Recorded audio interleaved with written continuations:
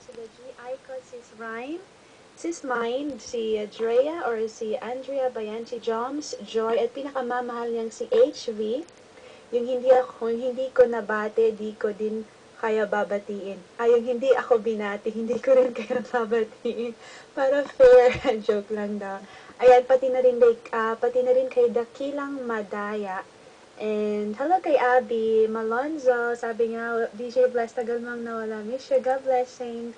Ako, birthday sa 14. Oo nga pala, happy birthday sa'yo, Abby. I know, I forgot. Alam ko sa pagbabalik ko, birthday mo rin sa 14, which is kahapon, di ba? Happy birthday sa'yo. And, pasensya na. Okay, may papatugtog ako na birthday song para sa'yo, Abby. And, I miss you too.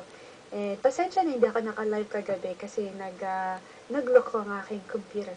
And kay dakilang madaya na si Pid, oh, nako, kaibigan pala to ni Pid. Hello sa'yo, Pid, and future Piggy.